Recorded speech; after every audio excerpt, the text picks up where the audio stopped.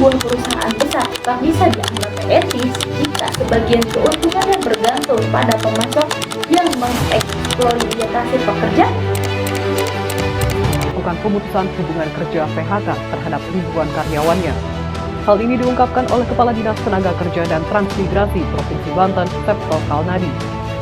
Apparel Nike berencana melakukan pemutusan hubungan kerja terhadap karyawan di kantor pusat di Oregon, Amerika Serikat.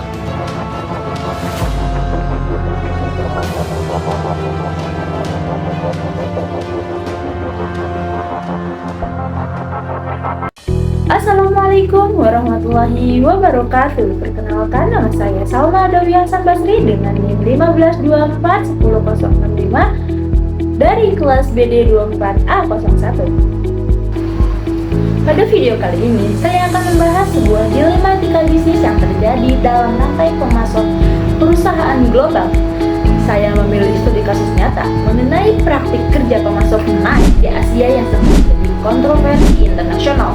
Kasus ini menarik karena menunjukkan konflik antara efisiensi biaya dan tanggung jawab moral perusahaan. Pertanyaannya adalah, apakah sebuah perusahaan besar tetap bisa dianggap etis jika sebagian keuntungannya bergantung pada pemasok yang mengeksploitasi pekerja? Sejak awal 1990-an, Nike mendapatkan kritik keras setelah media internasional mengungkap kondisi kerja yang buruk di beberapa pabrik pemasoknya di Vietnam, Indonesia, dan Kamboja. Dalam investigasi tersebut ditemukan bahwa para pekerja menerima upah yang sangat rendah, jauh di bawah standar hidup layak. Selain itu, pekerja harus bekerja antara 10 hingga 12 jam per hari, 6 hingga 7 hari dalam seminggu. Beberapa laporan tersebut menyebutkan adanya pelecehan verbal dan bahkan fisik dari supervisor kepada pekerja. Kondisi keselamatan kerja juga tidak memadai, termasuk paparan bahan kimia tanpa pelindung dukungan yang layak. Meski demikian, Nike saat itu berargumen bahwa mereka tidak memiliki pabrik sendiri sehingga tanggung jawab utama ada pada pemasok. Pihak yang terlibat dalam kasus ini meliputi perusahaan Nike, pemasok lokal, pekerja, konsumen, negara maju, serta LSM di media internasional. Keputusan Nike untuk melepas tanggung jawab yang menyebabkan keancaman global yang memicu aksi boikot di berbagai negara. Reputasi perusahaan pun turun drastis dan publik mulai mempertanyakan komitmen etika Nike.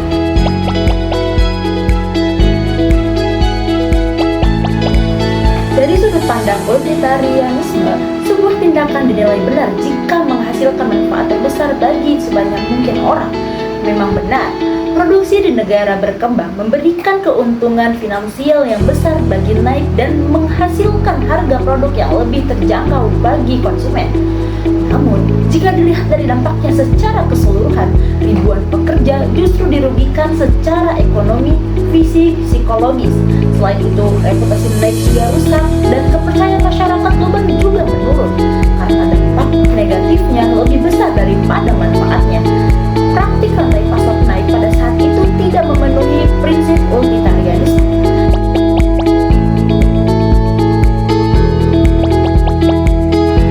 Dalam pendekatan deontologi, yang menjadi fokus bukanlah hanya hasil akhirnya, tetapi kewajiban moral pelaku. Setiap pekerja memiliki hak dasar untuk diperlakukan secara manusiawi, menerima upah layak, dan bekerja dalam lingkungan yang aman. Perusahaan multinasional seperti Nike memiliki kewajiban moral untuk memastikan pemasoknya tidak melanggar hak-hak tersebut.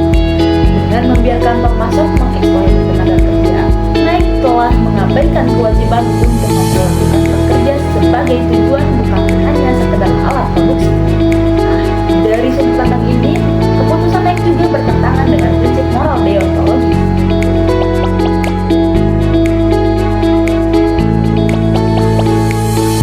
Untuk mengatasi dilema seperti ini, perusahaan perlu mengambil langkah yang lebih komprehensif. Pertama, perusahaan harus melakukan audit independen secara rutin terhadap seluruh pemasok.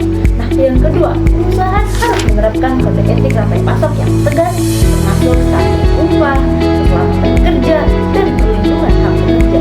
Yang ketiga, perusahaan harus membuka transparansi publik melalui laporan tahunan terkait kepatuhan pemasok. Yang keempat, perusahaan perlu memberikan pelatihan dan pendampingan kepada pemasok untuk meningkatkan standar pengelolaan kerja. Yang terakhir,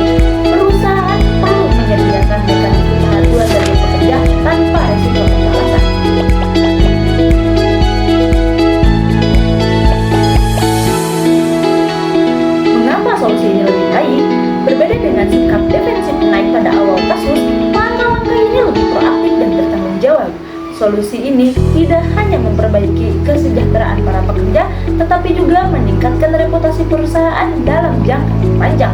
Dengan penerapan sistem ini, resiko etika bisa ditekan dan kepercayaan konsumen dapat dipulihkan.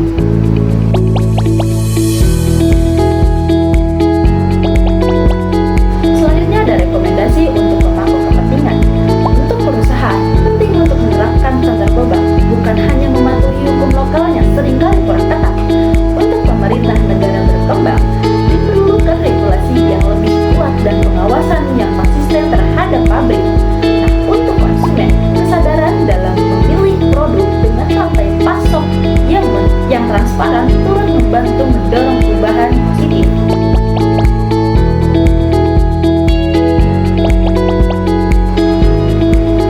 Kasus Nike menunjukkan bahwa keberhasilan bisnis tidak bisa dipisahkan dari tanggung jawab etika. Efisiensi biaya memang penting, tetapi tidak boleh dicapai dengan mengorbankan hak pekerja. Etika bisnis bukan hanya sekedar teori akademik, tapi fondasi penting untuk keberlanjutan perusahaan.